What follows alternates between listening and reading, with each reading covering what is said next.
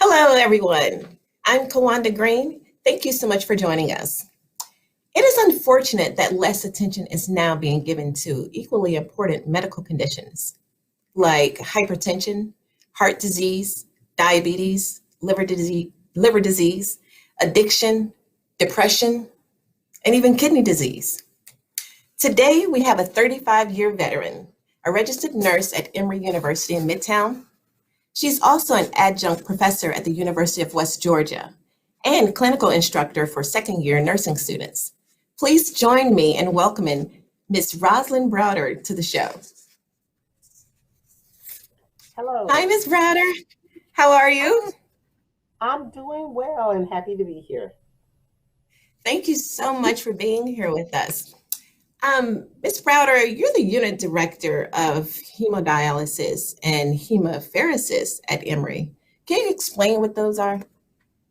Okay, hemodialysis is, it replaces your kidney function. It is for anyone who has suffered renal failure.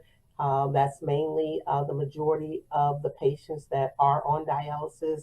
95% of the patients on dialysis are African Americans. And that's what dialysis is. For hemophoresis it's a blood exchange for we treat sickle cell patients. We have the highest rate of adult sickle cell patients where we transfuse, we remove their blood and replace it with new blood cells because of the sickling of their cells. We also treat neurological patients that have like maybe MS or myasthenia gravis. We replace their plasma. We remove their old plasma and put in new plasma. That has really developed during the pandemic because we're doing hemophoresis on a lot of corona patients, on COVID patients that we call them. How do you do that? I've never heard of that. How do you do that? How does that work? The hemophoresis or the dialysis? Yes, ma'am.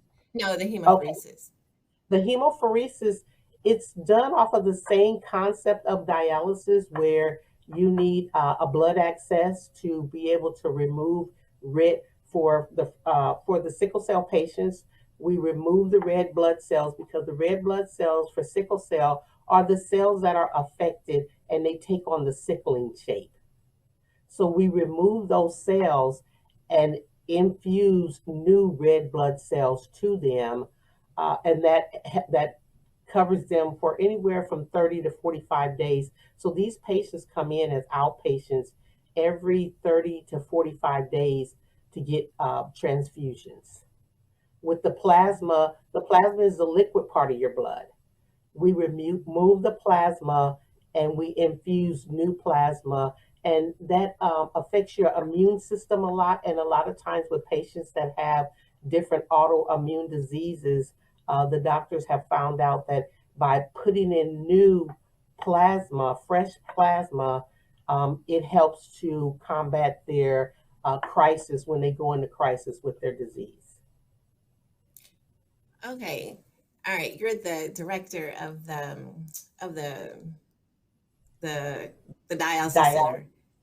Yes. Right. So people get dialysis when they have kidney failure.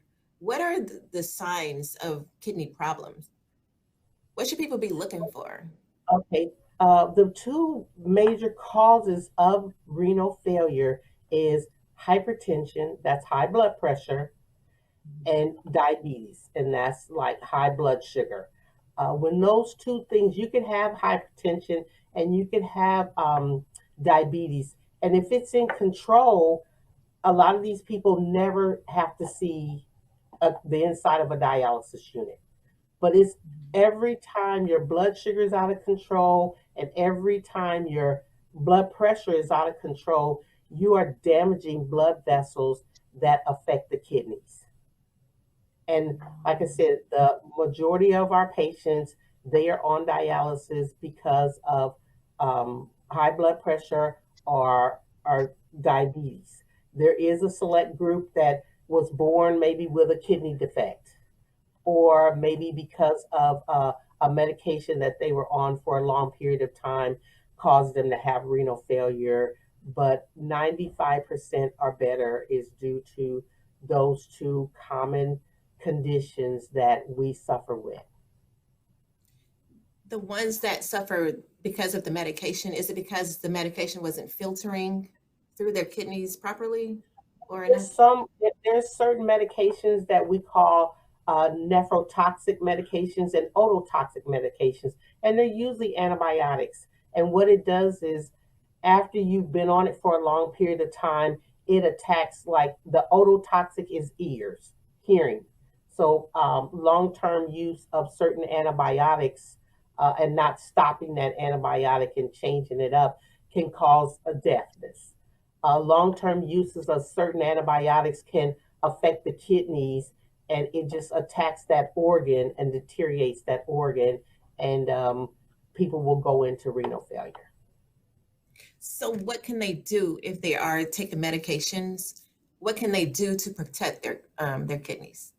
And really, it's on them to find out the side effects of any, and it's mainly antibiotics.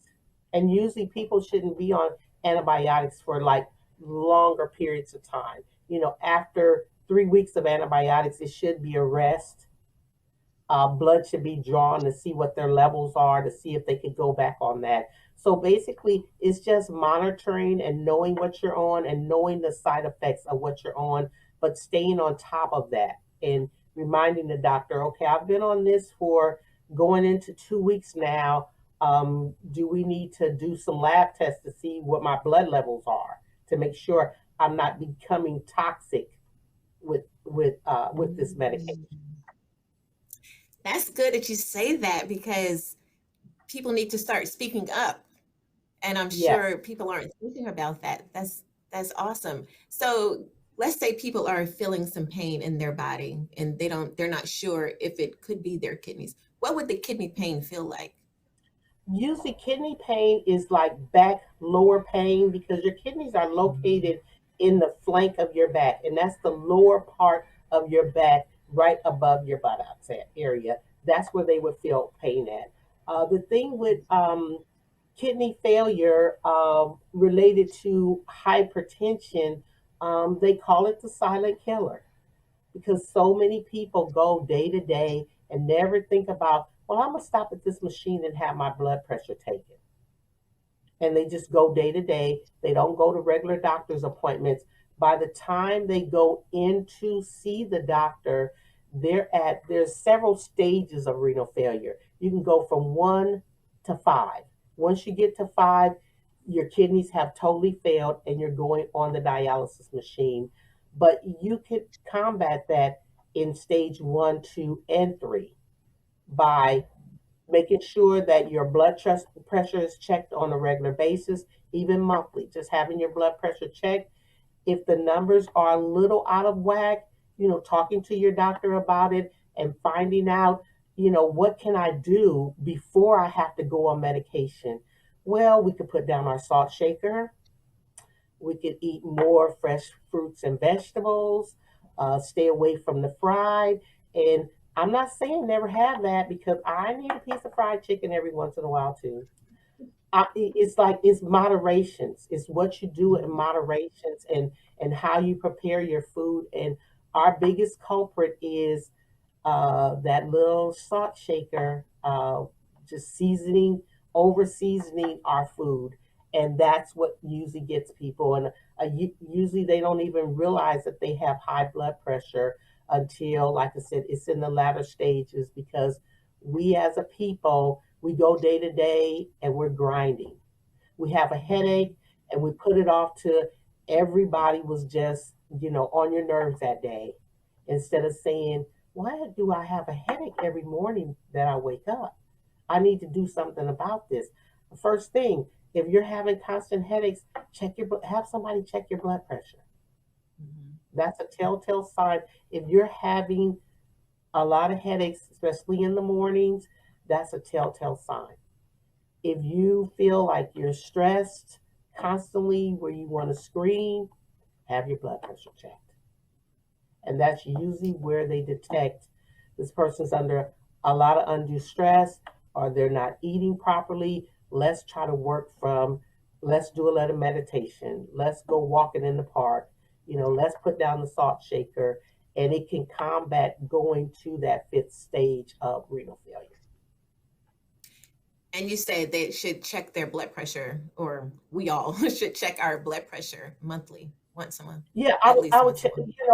If you don't have any blood pressure problems at all, and you check it and it's within a normal range, um, you and the machines will tell you the normal range to the alert ranges. Um, once a month is fine. If you see that you're a little bit elevated, I do it on a weekly basis, and I keep track of it. Just take a little notebook and just keep track of it.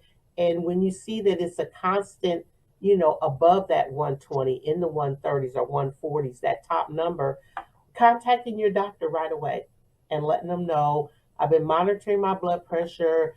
I really think I need to come in and see, so that they could actually draw blood and see exactly what's going on with you, and not waiting until um, your stroke. Another leading causes of stroke is high blood pressure. Heart disease leads from high blood pressure because it's your That's what I vessels. was, yes, ma'am. That's what I was saying at the beginning of the show, that, we're so focused on the virus that we're neglecting, equally important medical conditions, because these things are very important and they can affect you and they can kill you if you're not taking care of it. Right, and you're right. Everybody is focused on the virus. So by the time somebody that does not have the virus come into the hospital, we're seeing sicker and sicker patients, and they don't even have the virus. Because they have not tended to their self on a regular basis and now they're doing telehealth, medicine, but there's still, you could go to the pharmacy, you can go to grocery stores. They have the machines there where you could take your pressure, do a teleconference with your doctor to tell them exactly what the readings are, and they could go from there.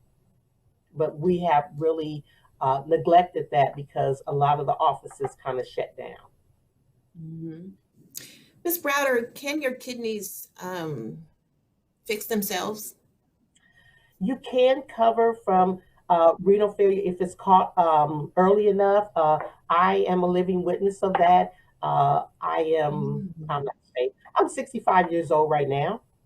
At the age of 19, I went into renal failure, but they Wow, caught it really? early enough where I was on dialysis just a couple of times. They caught it early enough where they were able to treat me, via medication and everything, and my kidneys did turn around.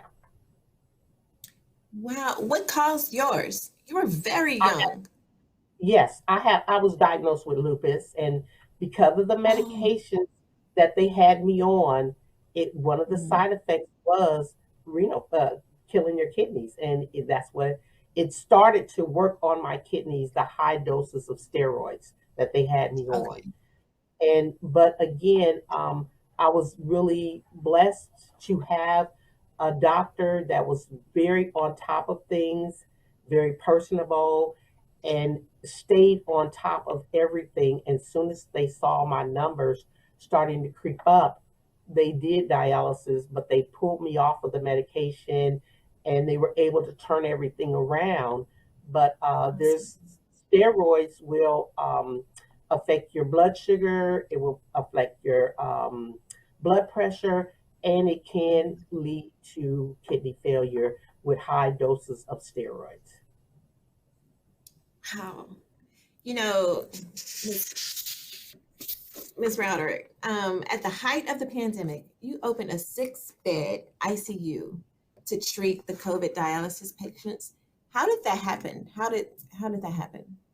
What happened was because of with the virus, people that have other comorbidities like hypertension, diabetes, on renal failure, they would contract the virus and they were sicker. A lot of our dialysis patients became very sick where they had to come into the hospital. Uh, my my my unit right now is it's a 16-bed unit, but again, you can't mix a patient that has a virus with a patient that doesn't have the virus. So, and we only have one isolation room. So we needed to be able to do up to anywhere from 18 to 20 patients a day, not the regular patients, but just COVID patients. So what we started off doing that was really burning the nurses out, the nurses had to literally go to the patient's room, put on full PPE, and that's gown, glove. They had head coverings, and they had the N95 mask, is very hard to breathe in after a certain period of time. And they had to sit actually in the patient's room to dialyze them because they have to monitor the machine. Well, we had a closed down ICU that they were not treating patients in, and we were able to open up that ICU and open up 6 beds and take portable machines there. Well, the ICU rooms are all in glass, so they could go in, put their patients on, and come outside the room and be able to monitor the patients that way. Because again, with the size of our machines and the heat that it lets off, and then you're in full PPE, it's very, very taxing, where it's hard to breathe after a certain period of time, and then you're just overheating. And usually these dialysis treatments last anywhere from 3 to 4 hours. They're on the machine that long. And there has to be a nurse in there the whole time.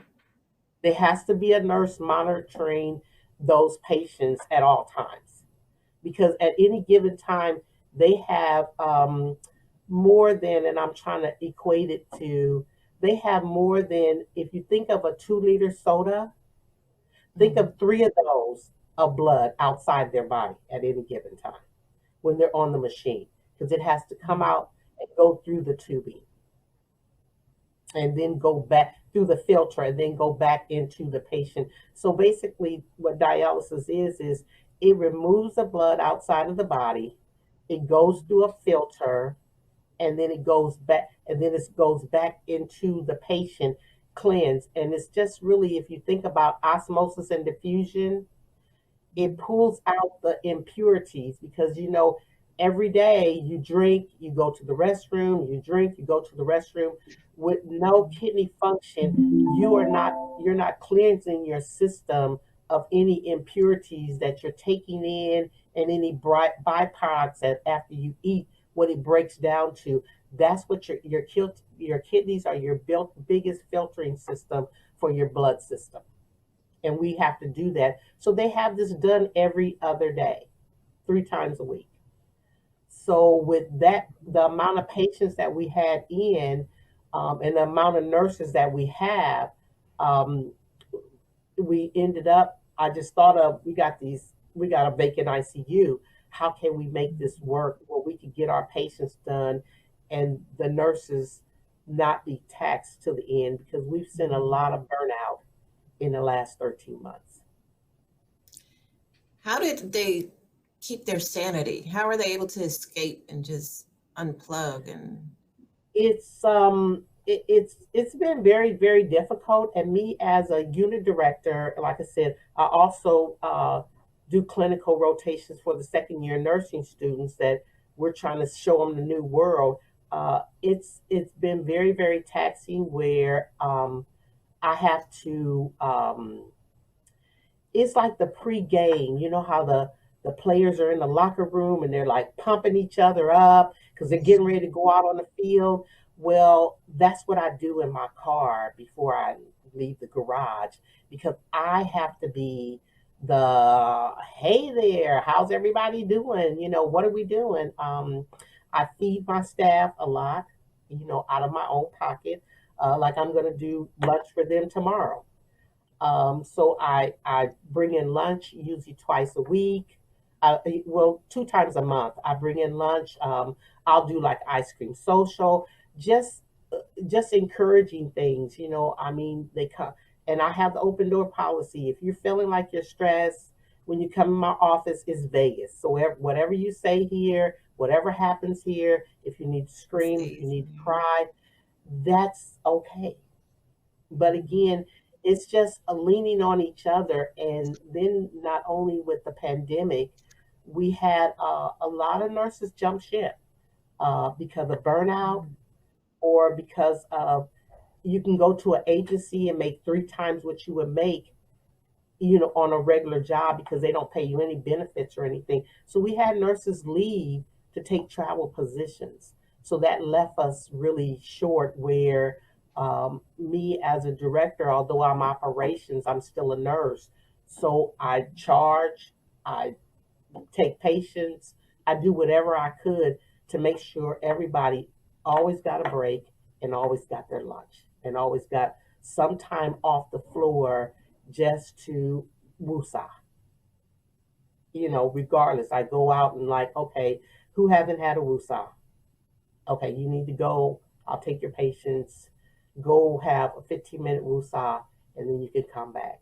So it's just kind of like everybody just kind of holding each other up, but I need to be the main cheerleader. I need to be the captain of the cheerleading team, so that, nobody will really get down and slide down that slippery slope. Um, but it's a challenge. I've lost 3 family members in the last year and a half, not even due to COVID, so unexpectedly. So still having to come in there, so that's down 2 siblings and down a nephew, but still trying to be the families, everybody, everything, and you have students now that have gone into nursing school, and now seeing all of this, they're like, is this really what I want to do? And Mhm. trying to, let them, they have to make that decision for themselves, but just trying to be supportive of, they've invested, they're in their second year, they only have a year and a half more to go. And, it's like, do I want to work like this? So again, it's taken its toll on, all the way around. Mhm. And like you said earlier, it's been 13 months. Do you feel like there's a little sense of normalcy coming back, or is it still pretty hectic? It's still pretty hectic because what I keep telling people, it's not over. We have the vaccination. I'm fully vaccinated. I was diagnosed with COVID twice, and I didn't have any symptoms. So they just called me in my office and told me I needed to leave the hospital because I tested positive, because I Mhm. had all my staff tested, and but I didn't have any symptoms at all, so I was able to Mhm. work from home. um, but it's not over. We still need to be vigilant and wear masks, uh, hand sanitizer, washing your hands, makes sure you're socially distanced of somebody that's not living in the household with you, because if you're in the household with somebody and you guys haven't gotten sick together yet, you're probably safe. But it's that outside person that you don't know, that gets on the elevator with you, that you don't know where they've been, and still being vigilant not to crowd into an elevator, saying, "Oh, I'll take the Mhm. next." But people are really relaxing, but we're still seeing cases here. Sometimes I leave out, and there could be 4 cars lined up from funeral homes picking up bodies. Mhm. So again, we're still seeing it every day, and I don't think we'll ever see normal again. So I And guess that's we're looking at a new normal. We're in the news and everywhere we talk about, deaths and people dying of the virus, and this all we hear is this negativity. Do you would you say, or do you have patients that have survived and now thriving, after yeah. contracting the virus? Yeah, we have. I had a nurse that was very sick, that was on the vent for a while. That he did, recover. He came back to work. He did end up leaving only because of he had like his fear. He became very fearful of um, having to treat COVID patients, and I couldn't Mhm. exempt him from treating COVID patients. But we came to an agreement where it was best that he maybe go to another area, and he did. So, but he's striving. So, um, we've had a couple of doctors and a couple of practitioners that were very, very sick and was housed in this Mhm. hospital, and now they're back. They I see the difference where they're hooded, they're masked. I mean, they're like to the nines, but they have antibodies. But it's Right. still in the back of their mind that they they could possibly contract it again. But yeah, I've Mhm. seen, and that's the joy when you see them, a patient being discharged after you dialyze them in the ICU for weeks on end, and you see them that they removed them off the vent.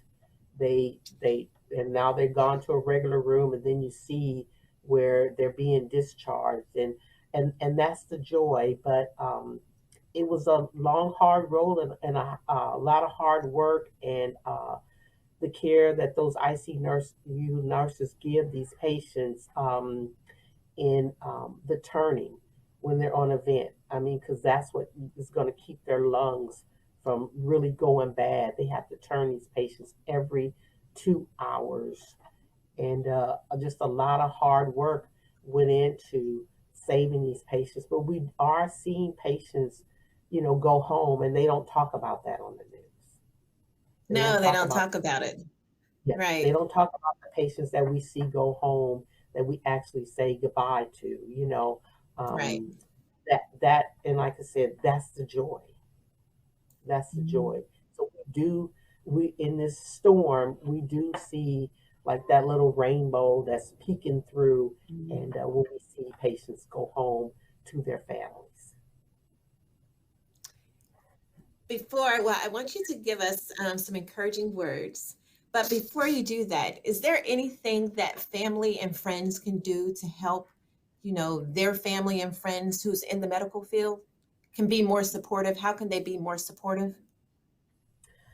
Just reaching out. I mean, I am so blessed that I have it was 8 of us, now it's 5 of us. No, now it's 6 of us. Two gone. But I have just a very loving, supportive family, and they're not all here in Atlanta. I mean, I talked to my nephew for an hour and a half this morning in driving to work, and then sitting in the parking lot because he just called his TT to see how she was doing. I have another little great niece and nephew. They call me every night. They're in Houston before they go to bed, just to Oh, say, wow. how was your day? We love Mhm. you.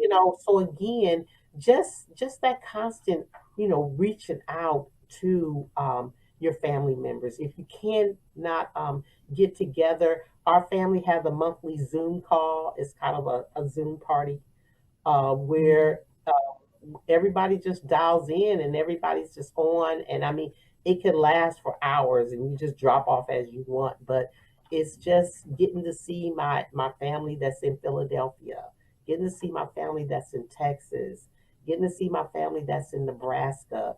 I mean, because we're kind of spread out and we're all over. Mhm. So doing something like a Zoom call, with your family, and everybody just logging in, and you're talking about old times, and just calling that person who works in the healthcare field and say, I was thinking about you today and just wanted to know how your day went.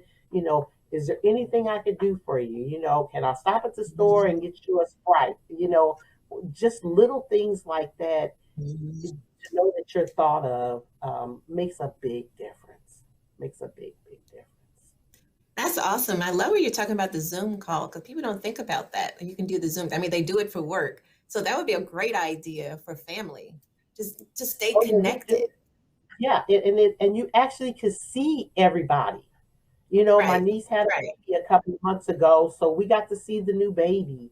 So Mhm. again, we really had a Zoom baby shower for her. Oh, that's So it was, awesome. yeah, it was really kind of we it was really kind of cool. Everybody sent their gifts and everything, and she actually opened them up while we were on Zoom, so everybody could see what she got. So it was really, it's not the touchy feely, but just seeing, But it was just still seeing fun. it seems fun. Like your face, and it's just beautiful. Just Mhm. because again, even when I do Sunday morning service, just seeing the praise team just gives me joy. Mhm. So, what encouraging words would you like to leave us with today? That I don't want people to give up hope. And hope. I got hope. I see your sign, but I don't want people to give up hope. Uh, Kind of disconnect from the news and social media at Mhm. times, and give Mhm. yourself, just like you give the kids a timeout, give yourself a timeout, and do a Mhm. day of no social media and no news, and just think about the positives, because there's so much that we could complain about. People were complaining about being isolated, but again, that should have been your time to really connect with your family. So again, just take these times and turn them into a positive any way that you can. And I thought this morning, I said, um, I never we didn't go into a shutdown because we're healthcare workers, so we came to work Mhm. every day. But people lost their jobs, but not once have in 13 months have I not been able to pay my mortgage ahead of time, and not be able to pay Mhm. all my bills, and do the things I wanted to do because of, the blessings of being in the profession that I'm in, that I love. But Mhm. it's really a blessing that I was able to be able to sustain where a lot of people fell off. But again, just look at, and you're around people every day, but then go back and look at the people that are not here. So just take Mhm. joy in knowing that, there are people that have gone on, but I'm still here for some Mhm. reason.